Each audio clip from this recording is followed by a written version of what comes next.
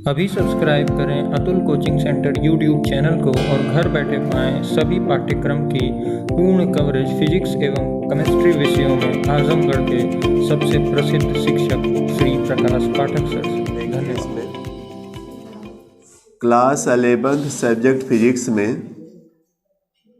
Lesson 17 चल रहा था, जिसका नाम था पृष्ठ तनाव, सरफेस टेंशन नाम था। इसमें हम पहले कुछ हेडिंगों को बता चुके हैं आप लोगों को, जिसमें बताए थे कि पृष्ठ तनाव क्या है, उसका फार्मूला क्या है, मात्रक क्या है, इसके बारे में बता चुके हैं। इसके अलावा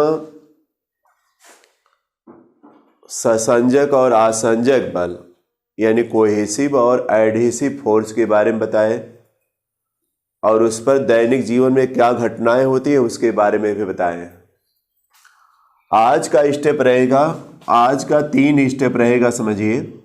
पहला स्टेप है कांच की नली में द्रव के मुक्त पृष्ठ की आकृति कैसी होती है। दूसरा रहेगा स्पर्श कोण यानी एंगल ऑफ कांटेक्ट क्या है। और तीसरा अधिक दाब के लिए सूत्र हम निगमित करेंगे।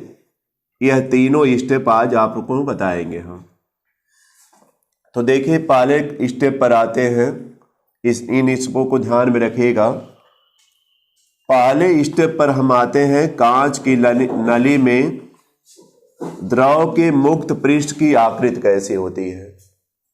देखिए, कांच की हम 2 नलिका ले रहे हैं। कांच की यह 2 नलिका है, जिसमें अभी एक नलिका बनी है। यह कांच की मोटाई है, और एक दूसरी नली लीजिएगा, कांच की यह भी है।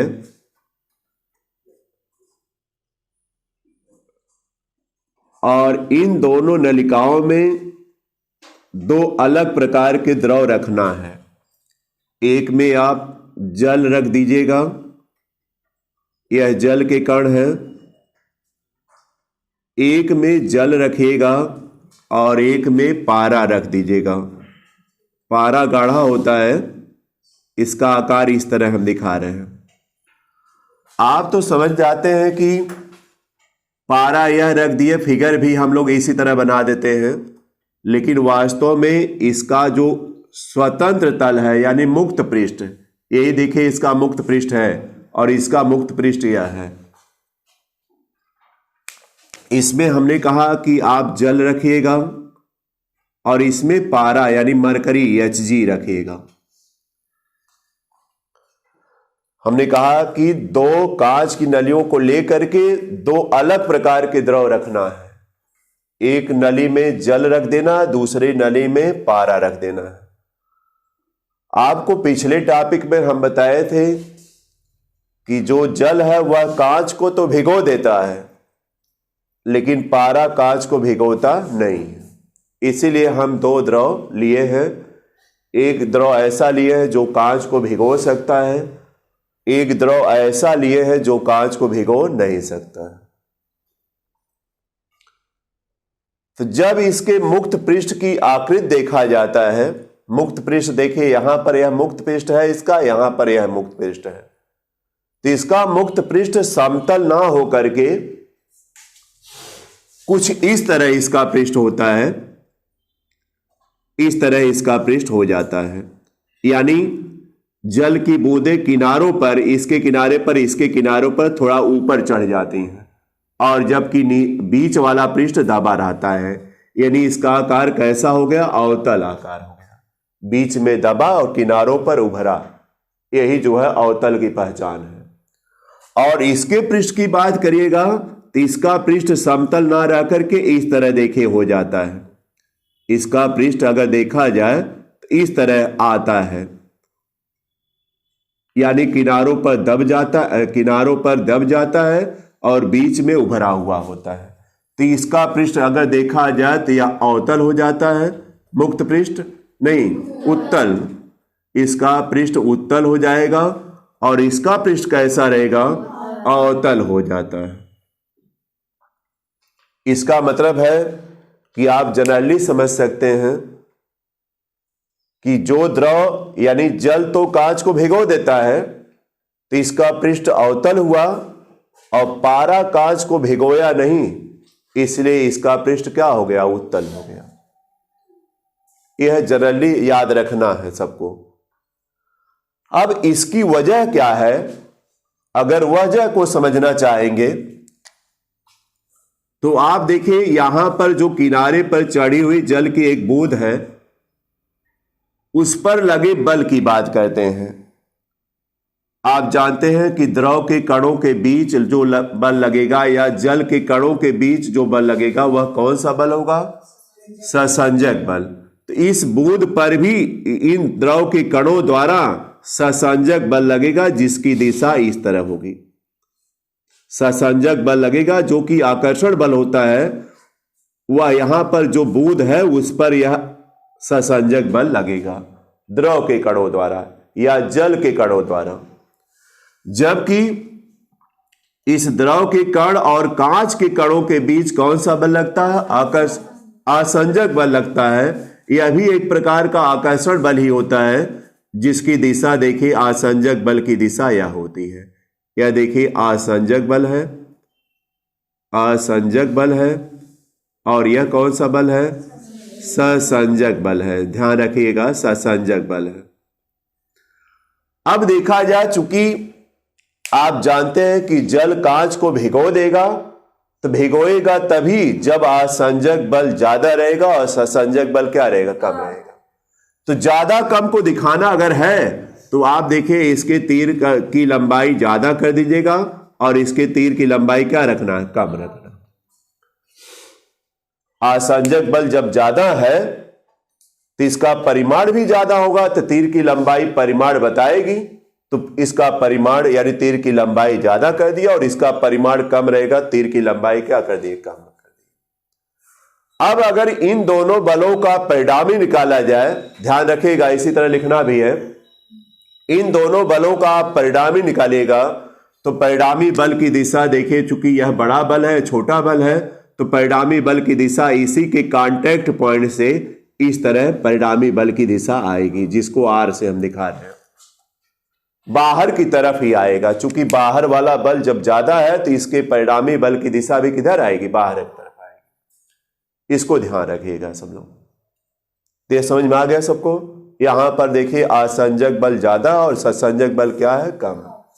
जब इसकी बात करेंगे, पारे की एक बूंद यहां की बात करिए जहां पर यह मिल रहा है इससे, तो इसमें देखिए असंजक बल की दिशा बताइए। अगर द्रव ससंजक बल की दिशा अगर देखा जाए तो पारे में अंदर की तरफ ही रहेगी और असंजक बल की दिशा जो है क्या रहेगी, बाहर की तरफ रहेगी। लेकिन इसमें जान रहे आप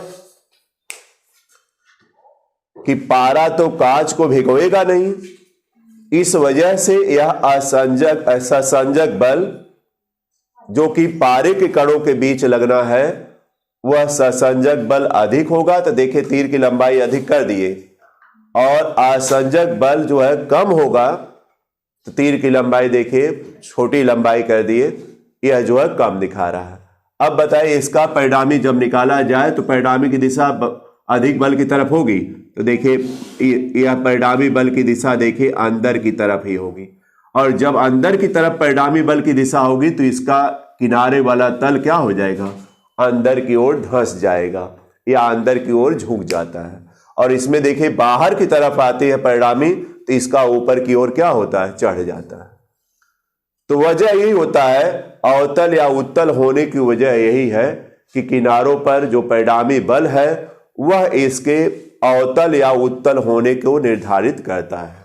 यानी आप कह सकते हैं सामान्यतः कि जो द्रव कांच को भिगो देंगे या किसी तल को भिगो देंगे उसमें आसंजक बल जो है ज्यादा रहेगा, ससंजक बल क्या रहेगा, कम रहेगा। और जब आसंजक बल ज्यादा रहेगा तो दिशा जो है अगर देखा जाए दोनों के परिणामी की दिशा बाहर की तरफ होगी, इसलिए उसका पृष्ठ देखा जाए तो अवतल हो जाएगा और यह किनारों पर क्या हो जाएगा, चढ़ जाएगा। जबकि इसका अपोजिट यह रहेगा, उल्टा यह रहेगा। तो समझ में आ गया होगा सबको। इसको इसी तरह नोट भी करिएगा और यह फिगर को समझ लीजिएगा सब लोग। यहां पर देखिए लंबाई बड़ी छोटी तीर की करना ही है, अगर आप यह ध्यान नहीं रखेंगे तो नहीं आ पाएगा। तो यह टॉपिक तो आपका हो चुका था और सबको समझ में भी आएगा। इसके बाद दूसरे टॉपिक की बात करते हैं। दूसरा टॉपिक है स्पर्श कोण। दूसरा टॉपिक है स्पर्श कोण, एंगल ऑफ कांटेक्ट।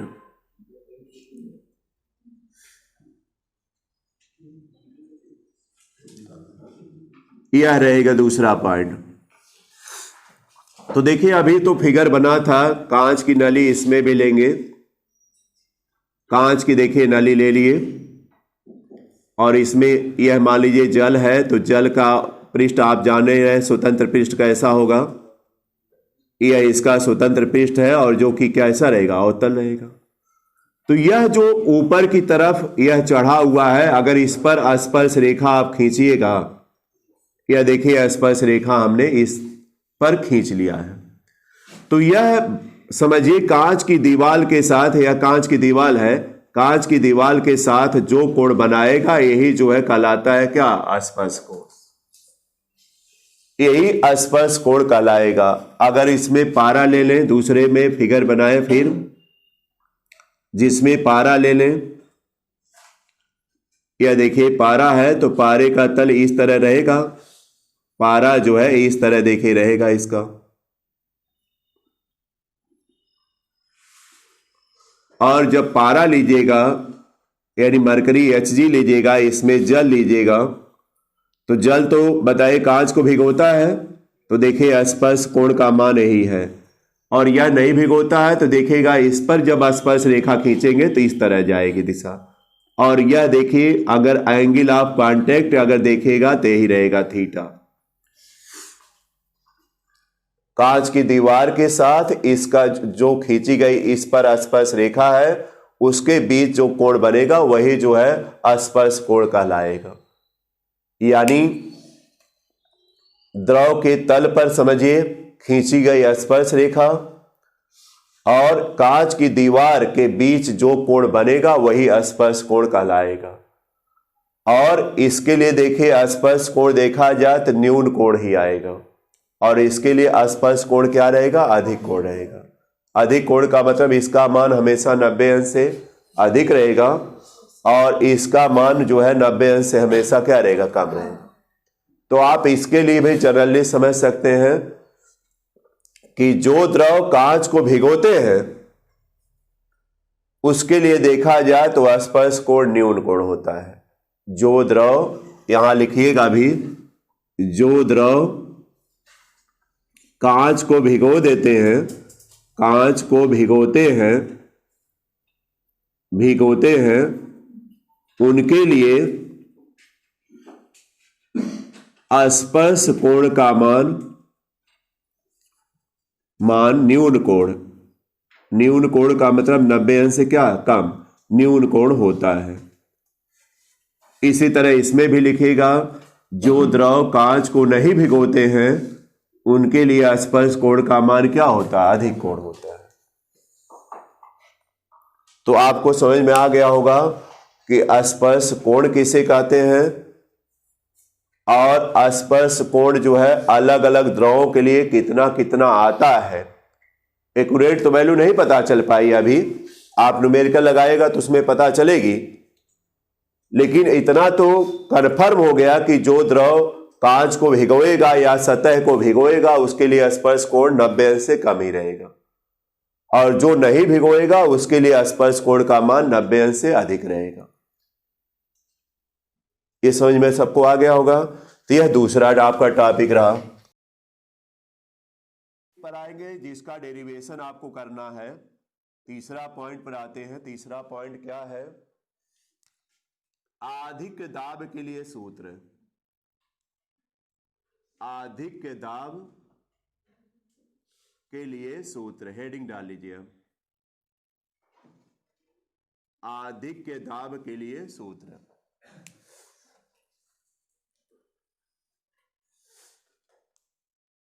अब यहां से ध्यान से देखिएगा सब लोग।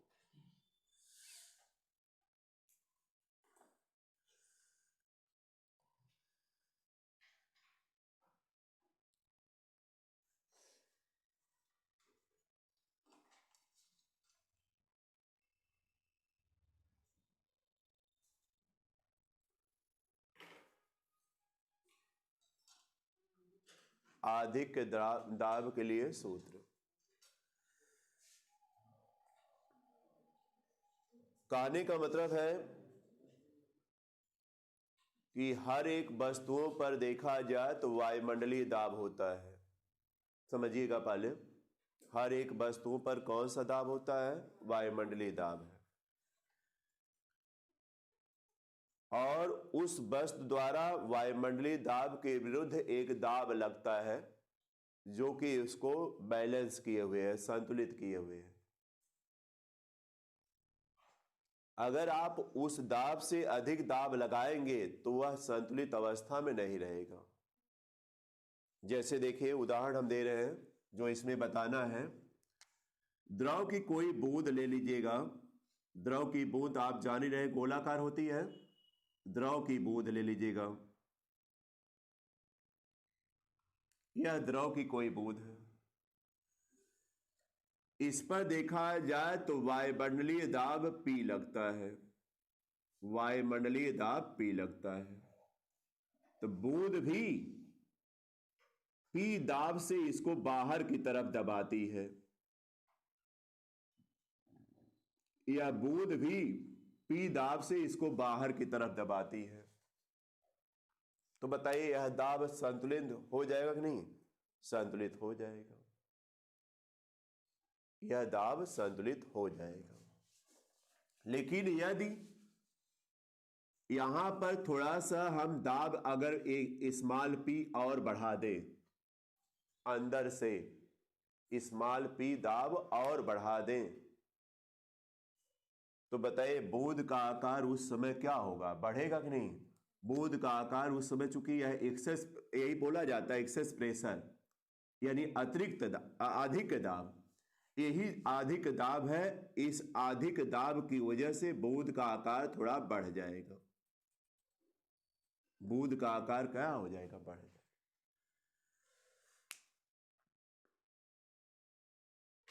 ध्यान समझिएगा, इस बूंद का आकार इस अधिक दाब की वजह से बढ़ जाएगा। अधिक दाब इसलिए लगाना पड़ रहा है चूंकि पृष्ठ तनाव का जो बल होगा बूंद पर, पृष्ठ तनाव का एक बल होता है, वह बल अंदर की तरफ लगेगा। उस बल यानी पृष्ठ तनाव के बल को संतुलित करने के लिए आपको बूंद के अंदर से एक दाब, अतिरिक्त दाब लगाना पड़ेगा, जिससे यह बूंद क्या हो जाए? संतुलन में आ जाए। इसके लिए अतिरिक्त दाब लगाना पड़ेगा। अब देखिए, मान लीजिए शुरुआत में बूंद की त्रिज्या जो है कैपिटल R है, और इतना जो है इसका अगर देखा जाए डेल्टा R, मान लीजिए डेल्टा R इसका जो है प्रसार हो गया, फैलाव हो गया। बूंद चारों तरफ डेल्टा R दूरी अपने आप को बढ़ा ली। तो पूरी त्रिज्या बताइए, अगर यहां से बाहर तक की पूरी त्रिज्या निकाली जाए तो बताइए क्या आएगा? कैपिटल R प्लस क्या आएगा? डेल्टा R आ जाएगा। पूरी बड़ी वाली त्रिज्या, बड़ी वाली बूंद की त्रिज्या। इसमें देखिए बड़ी वाली बूंद भी हो गई, छोटी वाली बूंद भी हो गई। तो बड़ी वाली बूंद की त्रिज्या हो जाएगी R प्लस डेल्टा R, और छोटी वाली बूंद की तो R त्रिज्या है। अब इसके अधिक दाब यानी P के लिए सूत्र निगमित करना है कि P का मान कैसे निकाला जाएगा। इसका निगमन हम लोग करना रहेगा। तो पहले बूंद का करिएगा, फिर किसी साबुन के घोल के बुलबुले का करिएगा। आपको हमने बताया बूंद में तो एक ही पृष्ठ रहेगा जिसका फार्मूला रहेगा 4 पाई R स्क्वायर रहेगा कि नहीं? लेकिन जब साबुन का घोल लीजिएगा तो उसमें 2 पृष्ठ आ जाएंगे, और 2 पृष्ठ आने की वजह से उसका जो क्षेत्रफल दोनों पृष्ठों का रहेगा वह 2 गुणे 4 पाई R स्क्वायर हो जाएगा, यानी 8 पाई R स्क्वायर हो जाएगा। चूंकि इसमें 2 पृष्ठ रहेंगे इस वजह से ऐसा आएगा। तो अगर इसके लिए फार्मूला आप निकाल देते हैं तो बताइए उसका दुगुना केवल आपको करना रहेगा, दूसरा फार्मूला साबुन के घोल का खुद मिल जाएगा, केवल 2 से गुणा करना रहेगा। या हम आइडिया बता देंगे, उसका भी डेरिवेशन आप कर ले जाएंगे। क्या अंतर करना रहेगा इसे समझ जाएंगे। तो चलिएगा नोट करते जाएगा। हेडिंग तो पढ़ गए होगी, हेडिंग डालिए, उसके बाद नोट करिए पहले, तब फिगर बनाएगा। लिखिएगा, इसमें फर्स्ट पॉइंट लिखिए, द्रव की बूंद के भीतर अधिक दाब।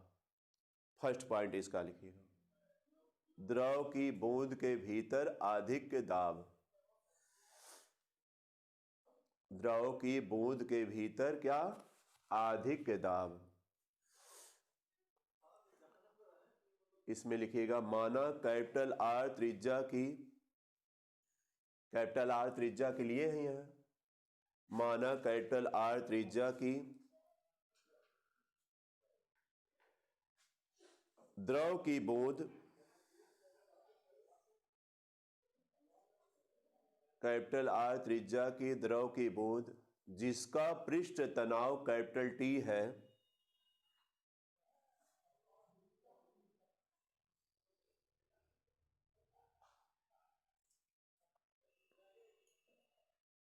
जिसका पृष्ठ तनाव कैपिटल टी है,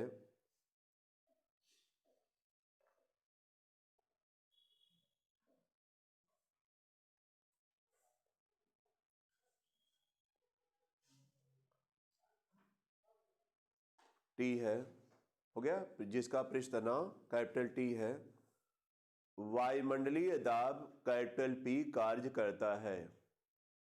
वायुमंडलीय दाब कैपिटल पी कार्य करता है।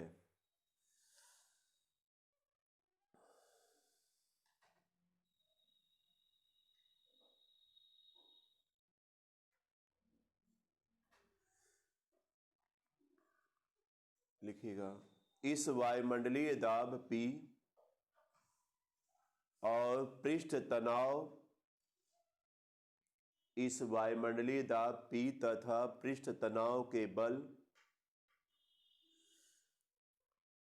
को संतुलित करने के लिए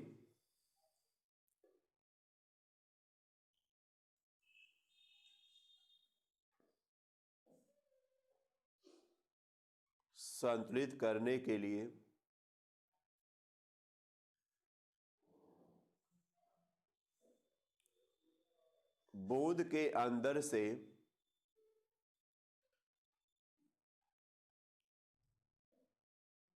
कैपिटल P के अतिरिक्त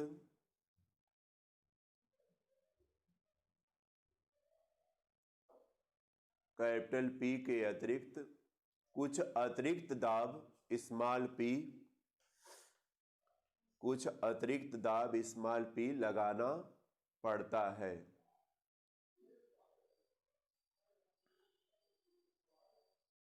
लगाना पड़ता है।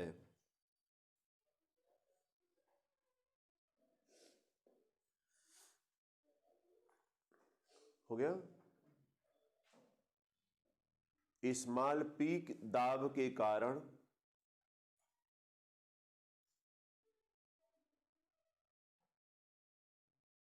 स्मॉल p दाब के कारण द्रव की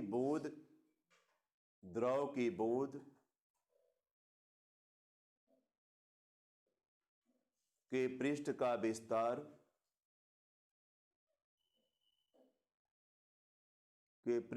विस्तार डेल्टा आर दूरी तक,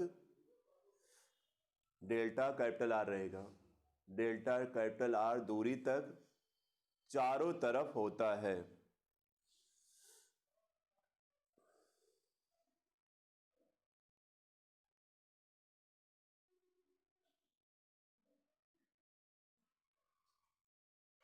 चारों तरफ होता है। हो गया। अब आप चलिए लिखिएगा पृष्ठ विस्तार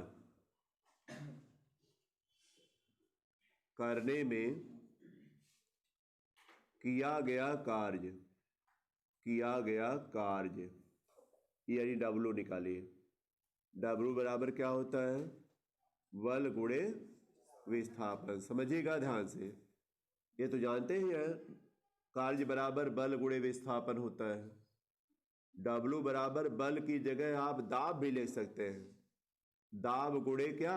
क्षेत्रफल। चूंकि देखिए ध्यान से, दाब बराबर होता है बल बटे क्षेत्रफल, तो जब तिर्यक गुणा करिएगा तो बल बराबर दाब गुणे क्षेत्रफल हो गया। इसी तरह लिख दिए हम, बल की जगह दाब गुणे क्षेत्रफल लिख दिए। अब गुणे विस्थापन होगा ही। अब चलिए मान रखा जाए, W बराबर दाब कौन सा लगे, पृष्ठ विस्तार करने में कौन सा दाब लगा, स्मॉल p लगा, बोलिए। और इसके पृष्ठ का क्षेत्रफल कितना आएगा, 4 पाई r स्क्वायर आएगा, आएगा कि नहीं। अब विस्थापन का मतलब इतना दूरी विस्थापित हुआ तो क्या डेल्टा r हो जाएगा। बोलिए समझ में आ गया। इसके यह देखिए पृष्ठ विस्तार के कारण जो है यह किया गया कार्य है, यह नोट कर लीजिए आप लोग इसको, बल्कि समीकरण नंबर फर्स्ट डाल दीजिएगा। समीकरण नंबर फर्स्ट आ चुका है, नोट कर लीजिए सब लोग।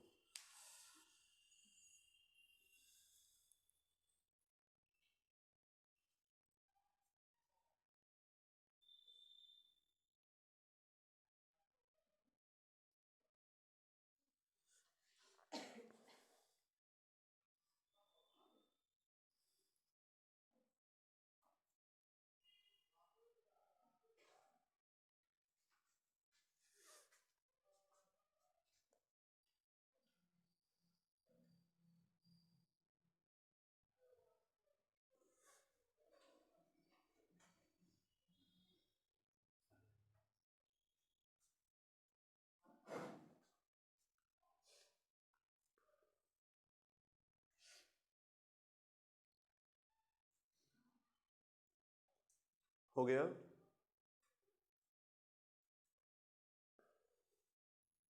तो देखिएगा पृष्ठ विस्तार में किया गया कार्य हम निकाल रहे हैं, फार्मूले से निकाले हैं।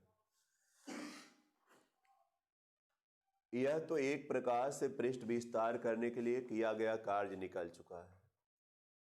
आप देखिएगा, आपको पिछली वीडियो में हम बताए हैं कि पृष्ठ विस्तार करने के लिए जो किया गया कार्य है W,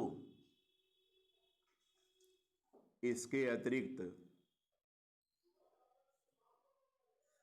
अतिरिक्त बल्कि लिखते हैं पृष्ठ विस्तार लिखेगा। पृष्ठ विस्तार में किया गया कार्य इस तरह भी ले सकते हैं, W बराबर क्या, T इंटू डेल्टा A। देख लीजिए होता है कि नहीं, फार्मूला निकाला गया है। T बराबर आपको W अपान डेल्टा A मिला। पिछले देखिए स्टेप में, पिछले स्टेप में यह बताया जा चुका है कि W बराबर T इंटू डेल्टा A भी होता है। बोलिए मिला है कि नहीं। चूंकि आप पृष्ठ तनाव के रूप में भी सम्मिलित करना आपको है, तो इसलिए यह करेंगे। अब लेकिन डेल्टा ए आपको पता होना चाहिए क्या है। डेल्टा ए क्या है, यानी जो पृष्ठ बढ़ाया गया है उसका क्षेत्रफल है। तो आप पहले डेल्टा ए के बारे में करिए। डेल्टा ए बराबर बताइए कैसे निकलेगा, बड़े वाले का क्षेत्रफल बताइए क्या आएगा, 4 पाई r प्लस डेल्टा r का स्क्वायर। बोलिए ये बड़े वाले गोले का पृष्ठीय क्षेत्रफल है, इसमें से छोटे वाले गोले का पृष्ठीय क्षेत्रफल घटा दीजिएगा, 4 पाई r स्क्वायर। समझ रहे हैं ना, मैथमेटिक्स है कि बड़े वाले के क्षेत्रफल में से बड़े वाले की त्रिज्या आप देखिए r प्लस डेल्टा r है बड़े वाले की, तो 4 पाई r स्क्वायर इसमें करिएगा, इसमें से 4 पाई r स्क्वायर माइनस कर दीजिएगा। अब देखिएगा जब इसको करिएगा तो डेल्टा ए बराबर क्या आ जाएगा, देखिए सब लोग, इसका 4 पाई और इसका a प्लस बी का होल स्क्वायर, तो बताइए क्या आएगा, r square plus delta r का square plus 2r delta r ए ना, और माइनस 4 पाई r स्क्वायर तो रहेगा ही। बोलिए ठीक है ना। इसके बाद डेल्टा ए बराबर क्या हो जाएगा, यहां पर आप समझिएगा कि जो डेल्टा आर का मान है बहुत छोटा है, बहुत बड़ा नहीं है, बहुत क्या है, छोटा है। इसलिए इसका पद जो डेल्टा आर स्क्वायर है वह और छोटा होगा। डेल्टा आर स्क्वायर अगर देखा जाए तो वह उसका मान क्या रहेगा, और छोटा आएगा, इसलिए उसको हटाया जाएगा। तो चलिए पहले नोट करते जाइए, यहां नोट करिए साइड में, यहां मत मान रखेंगे, यहां साइड में हम नोट करा रहे हैं, इसको नोट करिए, यहां लिखना पड़ेगा। इसके बाद एक लाइन लिखकर तब इसको लिखा जाए। पहले आप इतना नोट कर लीजिएगा सब लोग।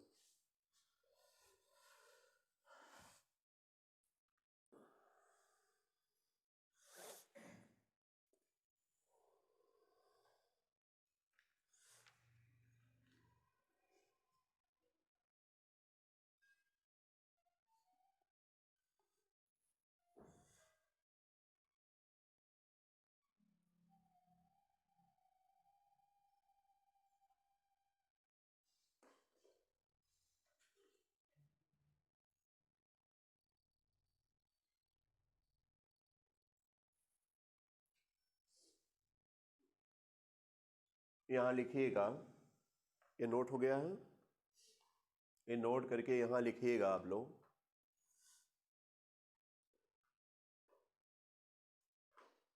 डेल्टा आर जो पृष्ठ विस्तार किया जा रहा है बहुत अल्प है, तो बताइए स्क्वायरिंग अगर किसकी करेंगे या स्क्वायर करिएगा तो अभी मान बहुत कम आएगा, तो इसलिए इसका पद छोड़ना है। तो लिखिएगा डेल्टा आर का मान बहुत कम होता है, डेल्टा आर का मान बहुत कम होता है,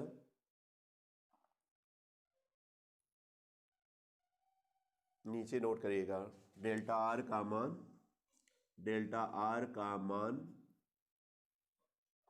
बहुत कम होता है अतः डेल्टा आर स्क्वायर का मान और कम होगा। जब और कम होगा तो डेल्टा ए बराबर लिख देंगे क्या, 4 पाई आर स्क्वायर। ये देखिए 4 पाई से गुणा करते जा रहे हैं और यह पद छोड़ देंगे तो यह हट जाएगा और इसमें इसका गुणा करिएगा तो कितना आएगा, 8 ना, 8 पाई आर और क्या डेल्टा आर, ये बचेगा, ए देखिए बच जाएगा। और फिर बताइए माइनस में क्या आएगा, 4 पाई आर स्क्वायर आएगा। तो बताइए यह पद कैंसिल हो जाएगा ना, क्या बचेगा, डेल्टा ए बराबर क्या बचा, 8 पाई आर डेल्टा आर, यह बचा, यह डेल्टा ए का मान आया। अब डेल्टा तो देखिए डब्ल्यू बराबर क्या हो जाएगा, टी इंटू डेल्टा ए का मान रखिए 8 पाई आर और डेल्टा आर। यह समीकरण नंबर क्या हो गया, 2। अब समीकरण 1 और 2 को देखिएगा, यह दोनों वर्ग तो बराबर है, बशर्ते निकालने का 2 तरीका है, दोनों बराबर अब कर दीजिए तो क्या मिलेगा, P यहां लिखेंगे समीकरण 1 तथा 2 से, 1 तथा 2 से। जब 1 और 2 को देखेगा तो small p into 4 pi R square delta R बराबर क्या हो जाएगा, इसके बराबर आएगा, यानी किसके बराबर, t इंटू 8 पाई आर डेल्टा आर के बराबर आएगा। बोलिए अब आपको स्मॉल p निकालना था अतिरिक्त दाब, तो यह सब बटा हो जाएगा, तो t इंटू 8 पाई आर डेल्टा आर अब बटा 4 pi R square delta are आएगा। अब बताइए डेल्टा आर से कट गया, 4 पाई जो है 4 पाई से कटा 2 आया यहाँ, और एक आर से कटेगा, तो बताइए क्या आ गया, स्मॉल p बराबर 2t, आर तो कट जाएगा एक, 2t अपान क्या आर। ये देखिए फार्मूला आ गया, अतिरिक्त दाब के लिए फार्मूला आया 2t अपान आर।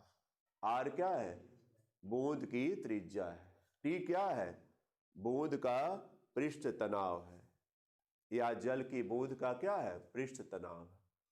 तो 2t अपान आर आ चुका है। देख लीजिए आप लोग, कोई दिक्कत होती तो बोलिएगा। हमने कहा वर्ग निकालने का 2 तरीका है, एक वर्ग इससे निकाला गया और एक वर्ग फार्मूला जो मिला है उससे निकाल लिए हैं, और दोनों को हम इक्वल कर दिए। डेल्टा ए का मान इसमें निकालना था, देखिए फार्मूला, यह मैथमेटिकल फार्मूला यूज हुआ है, जिसमें बड़े वाले के पृष्ठीय क्षेत्रफल में से छोटे वाले का पृष्ठीय क्षेत्रफल क्या किए, घटाए, और इसमें चूंकि डेल्टा आर बहुत छोटा है इसलिए डेल्टा आर स्क्वायर का मान और कम होगा, इसलिए उसका पद छोड़े हैं, यानी यह पद छोड़ा गया है इसमें से, तो यहां पर जो है यह देखिए आ गया। और कोई दिक्कत होगी तो आप लोग बताइएगा, इसको नोट कर लीजिएगा। अतिरिक्त दाब के लिए ही जो है क्या रहेगा, सूत्र रहेगा, लेकिन द्रव की बूंद के लिए। और एक बात और ध्यान रखिएगा, जब यहां पर द्रव की बूंद के लिए दिया है तो यह रहेगा, लेकिन अगर साबुन के घोल के लिए देगा तो चूंकि उसका 2 पृष्ठ होगा, तो 2 पृष्ठ होगा तो जो यह 8 आया हुआ है यहां पर 2 से इंटू पहले ही कर देना है, और जब 2 से सब में इंटू करना रहेगा 2 से, तो बताइए यहां पर 16 आएगा कि नहीं। और यहां पर जब 16 आ जाएगा तो यहां पर 16 जब मान रखिएगा तो बताइए क्या आएगा, 4T/R आ जाएगा। तो साबुन के घोल के लिए लिखिएगा, जो अतिरिक्त दाब रहेगा वह 4T/R हो जाएगा। डेरिवेशन आ जाएगा ना, उसी तरह से है, बस यही जो डेल्टा ए आप निकालने जा रहे हैं यहीं पर ब्रैकेट लगा करके, चूंकि 2 पृष्ठ होता है इसलिए 2 से गुणा कर देना है, तो यहां पर 16 आ जाएगा। और 16 आएगा तो आप समझ ही रहे कि यहां 16 आएगा तो 4 आ जाएगा और 4T/R आ जाएगा, और कुछ अंतर नहीं है। तो बूंद के लिए तो यह लगाएगा अतिरिक्त दाब। ध्यान रखिएगा, न्यूमेरिकल में सावधान रहिएगा। बूंद अगर कहता है द्रव की बूंद तो यह लगाएगा, अगर साबुन के घोल देगा तो उसके लिए 4T/R रख देना, बस इतना रखना है। 4T क्यों हो रहा है, समझ में आया ना, क्योंकि उसके 2 पृष्ठ होते हैं तो 2 से गुणा करना पड़ेगा। अब तो आ जाना चाहिए सबको। तो यह देखिए टॉपिक आपका हो चुका, जो पृष्ठ तनाव है। अब आपको केशिकात तो क्या है इसके बारे में बताएंगे। तो यह नोट हो गया होगा सबका, सब लोग नोट कर लीजिएगा इसको, कहीं कोई दिक्कत तो नहीं है। यह मैथमेटिकल आपको स्टेप आना चाहिए। अब यह अगर A+B का फार्मूला नहीं याद है तब तो दिक्कत आएगी, तब आप रटिएगा क्या करेंगे। तो आज इतना ही रहेगा, इसको आप लोग रिवाइज करते रहिएगा। यह देखिए स्टेप पर कई जो है भौतिक घटनाएं हैं जिसके बारे में हम अवगत कराते भी रहेंगे और कराए भी हैं पिछले वीडियो में, तो इसको ध्यान दीजिएगा। बस आज इतना ही रहेगा, धन्यवाद।